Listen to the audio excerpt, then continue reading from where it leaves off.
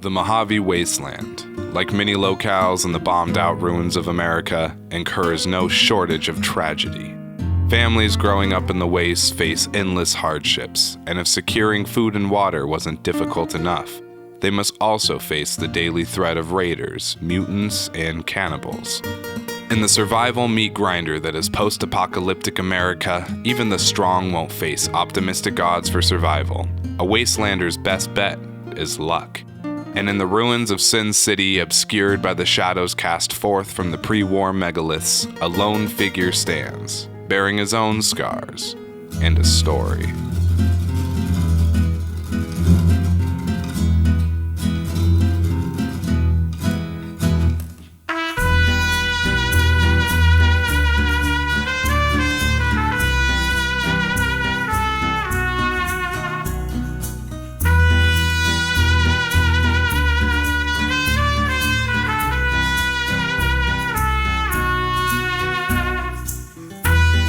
The Great War that engulfed the world's superpowers in atomic fire spared not the onlooker from this grudge match. And on October 23, 2077, hellfire rained upon the world, consuming all in its path, and all who would soon enter. On the outskirts of Mexico City, in the heart of the country from which it's named, a family found itself lucky enough to survive the onslaught of apocalypse. And as the sun set on the new world, the family held close, thankful to see the sun set on another day. In the aftermath of the Great War, survivors of the metropolitan areas were massively displaced, the majority of which had spent very little time out in nature or without plentiful resources, and none could be prepared for the increasingly hostile world that awaited them. It wasn't long before groups of survivors began fleeing from the ruins of Mexico City, choosing the barren wastes over a life of picking at the bones of the old world. Following the devastation, refugees of the Great War stumbled upon a large family ranch out in the desert, where they were welcomed with open arms. At Hidalgo Ranch, the Tejadas provided food, water, and shelter to all who passed through their little slice of the desert. While hope prevailed in this little hostel, a dark reality loomed over the family. Eventually, their resources would dry up, and with each refugee that arrived, the sooner this reality would manifest. To mitigate this, the Tejadas ceased their acceptance of more refugees and requested the ones currently staying to vacate the ranch. Devastated by the news, the refugees refused to leave, as many had nowhere to go, and having to bear the wastes was a death sentence. A truly distressing position for both groups involved, each side left without a right answer. And knowing he had to put his family first, Señor Tejada enlisted his son Raul to help him drive the refugees from the ranch.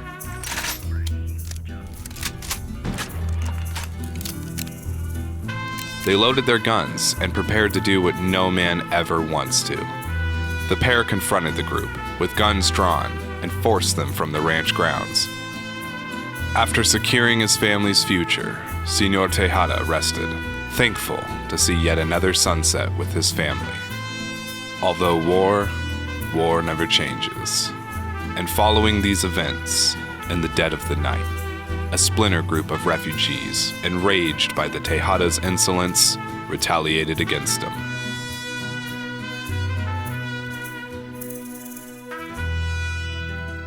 In the deepest darkness of the desert, a light shined through, what could be considered a beacon to the lost, but instead acted as an omen to those present. The desert grew ever brighter that night, as Hidalgo Ranch erupted in fire. A pair of teary eyes lingered on this effigy. In an instant, Raul had lost nearly everything. His 3 brothers, 2 sisters, his parents, grandmother, and his childhood home. Only one of his sisters had made it out of the fire alive, and unfortunately, the pair had no time to mourn, as the group was waiting in the shadows, eager to finish the job. Raul grabbed Rafaela, and the pair fled from the ranch.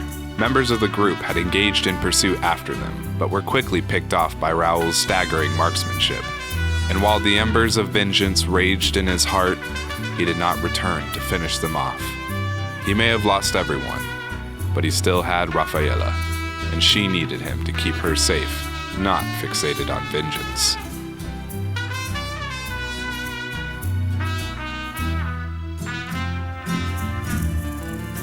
As the flames that engulfed their past died down, Raul began to plan for their future. They could not stay in the ashes of their old ranch, and the refugees had placed a bounty on them, so hunters would soon come looking. With little options left, he suggested to Rafaela that they head for Mexico City, unaware of the destruction that the bombs had left in their wake. Rafaela was, at first, afraid to make the journey, but Raul quelled these apprehensions with promises. The biggest of which was to see the vaqueros, Rafaela's favorite rodeo performers. With hope rekindled in her spirit, the pair set out for the city, with Raul keeping constant watch over his shoulder for the ghosts of his past.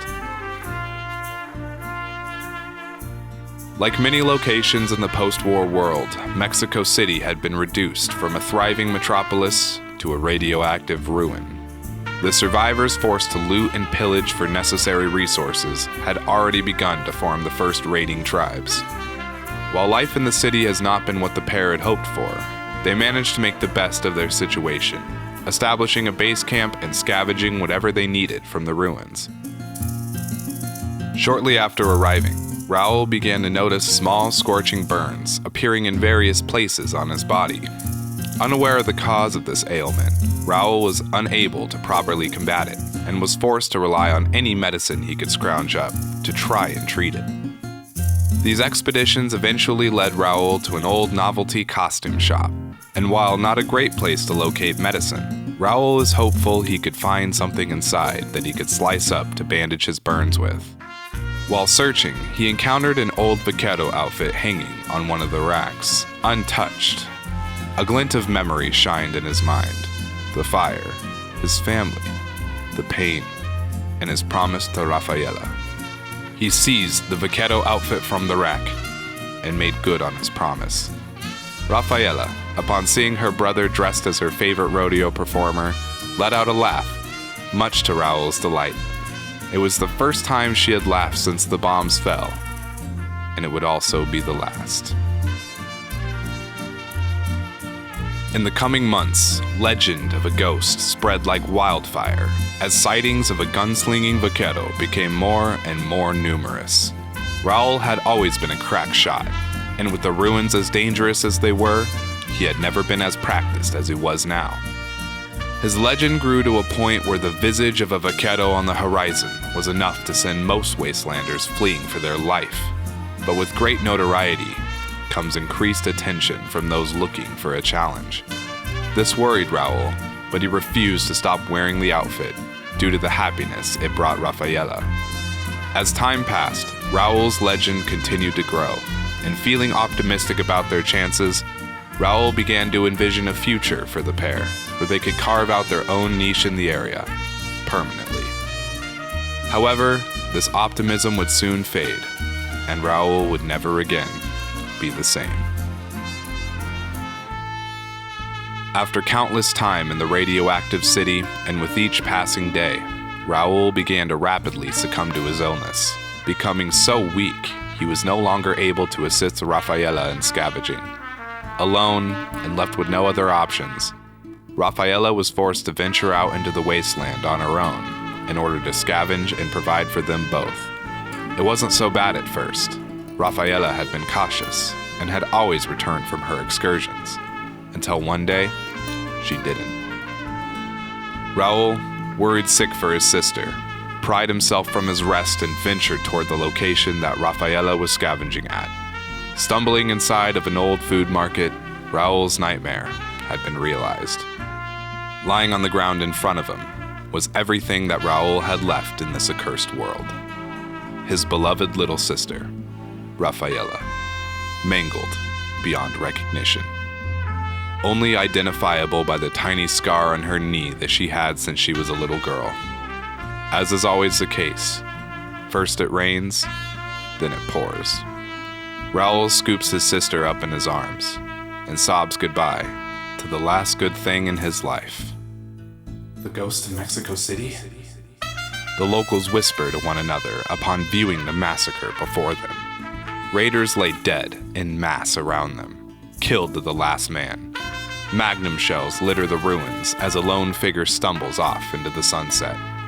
Everyone died that day, an innocent girl, a guilty raiding party, and an old vaquero gunslinger. More ghosts now than man.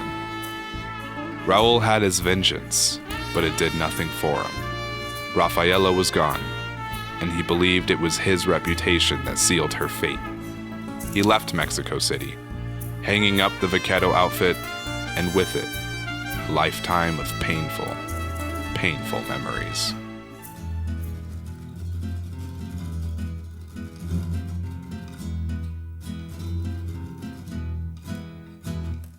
A lonesome road awaiting him, Raul wandered the waste for what felt like eons, stinging sand tearing at his flesh as the scorching sun beat down with the ferocity of the bombs themselves. Eventually, this broken man would stumble upon an old Petro Chico refinery on the Gulf Coast. The refinery was uninhabited, allowing Raul to move in with relative ease. Recognizing its worth as a stable living environment, Raul opted to stay here for the long haul. And for the first time since leaving Mexico City, Raul allowed himself some rest. It was during his time here that Raul underwent a period of reflection. The ranch, Rafaela, his burns, the troublemaker, the mechanic, the ghost of Mexico City. Everything that Raul once had, is now gone, blown away in the sands of time. And with no hope of returning to his old life, he began a new one. In one of the lockers of the abandoned refinery, Raul came across an old jumpsuit, bearing the moniker Miguel on its name tag. Slipping into the coarse fibers of the dusty jumpsuit, Raul felt a sense of ease wash over him.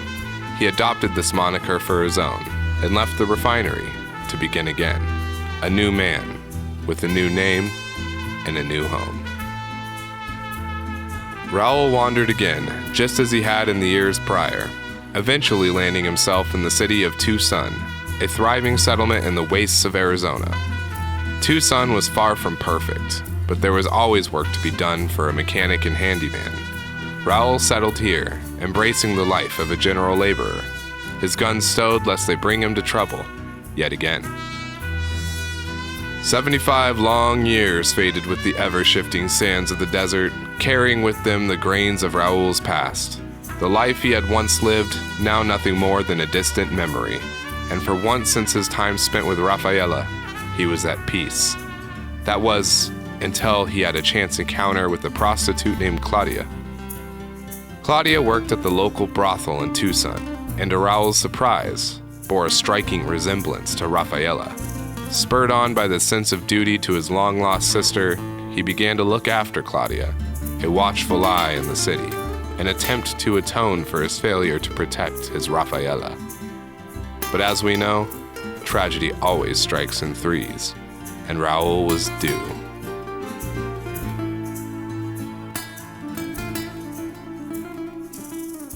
Light shined upon the city as a gang of brothers rolled into Tucson, under the leadership of one Dirty Dave.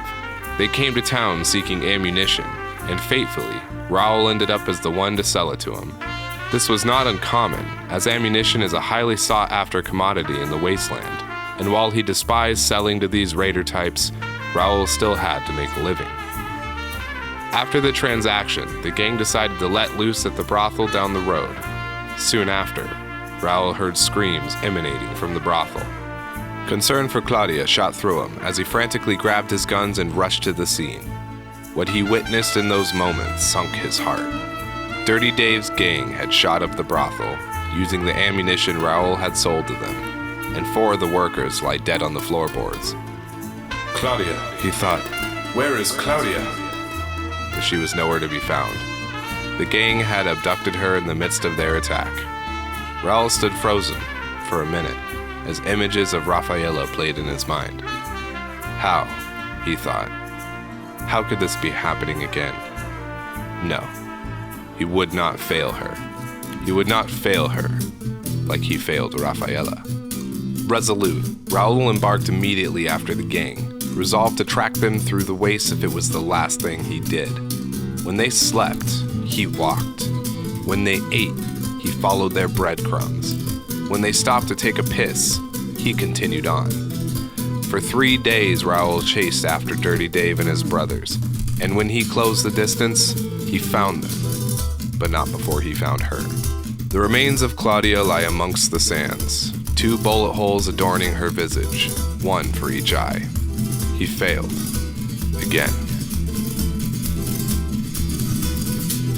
Raul barged into the camp in a hailstorm of bullets. 2 of the gang were dead before the others realized they were under attack. Startled, the gang grabbed their guns and clapped back, but Raul would not go down. He couldn't. Not until every last one of them faced justice.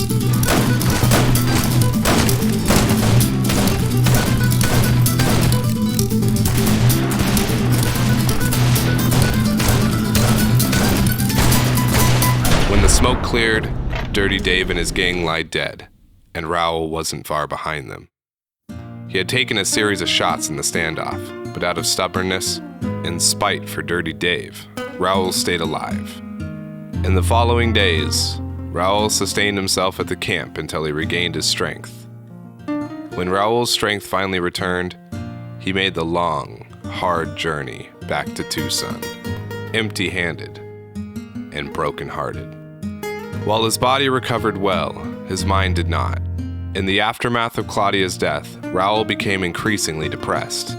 Life in Tucson, with the daily reminders of his past happiness, as well as a reminder of the tragedy that took place here, became too much for him to bear. And soon after recovering, he left Tucson for good, wandering west until he found himself on the outskirts of Las Vegas. He decided to settle down in this quiet piece of the desert. He built a small shack for himself, reserved to live out the rest of his days in solitude. In his old age, Raul found great pleasure in listening to the radio, and even took a liking to Black Mountain radio station, opting to listen to it over all others in the Vegas area. Unfortunately, the radio signal would go off the air unexpectedly. This perturbed Raul, so with nothing better to do with his time, he decided to travel to Black Mountain and investigate, thinking he could offer his mechanical know-how and help get the station back on the air. When he arrived, he was brought before the Nightkin Tabitha. She accepted his offer to help, and he instantly began work on fixing the radio transmitter. Once it was repaired, and the radio station was once again broadcasting to the wasteland, he began to set off to his humble shack in the wastes. However, Tabitha wouldn't have it, and had him imprisoned. Raul remained here under the lock and key of this hostile group of mutants until the arrival of a wasteland legend. While the exact events surrounding the Courier's dealings at Black Mountain are unclear, what is certain is that the Courier freed Raul from his imprisonment. Grateful for the Courier's actions in saving him, Raul offered them his companionship, leading to the pair traveling the waste together for some time. His adventures with the Courier reminded him of his past, his family ranch, Rafaela, the ghost of Mexico City, the refinery, Tucson, and Claudia. His endless years spent wandering the sandstorms of the wastes. His feeling of dejection decreased as he encountered old-timers putting their skills to use for the good of the community, and these experiences left him with a choice, one the Courier helps with, but ultimately one this old ghoul must make for himself. Return to his old gunslinging ways to help the people of the wasteland, or continue to live his quiet life as a repairman. The guns had brought him nothing but trouble, but even when stowed, trouble had found him anyways, and life as a mechanic hadn't made things any safer. His final thoughts dwelled with Rafaela. What would she say were she here? What would Rafaela want? The tragedy of Raul Alfonso Tejada is a lengthy and solemn chronicle of events that shaped the man. A stark reminder to be thankful for what you have as it could be taken away from you in an instant. And a reminder that even as broken as you are, you still have value to yourself and to those around you. Raul's story officially ends here, as we are without the luxury of knowing his decision. However, rumors circulate in the Mojave of a lone figure on the horizon. A specter, appearing to those in need of a hero, and as quickly as he appears, he's gone, never to be seen again. They call him the Ghost.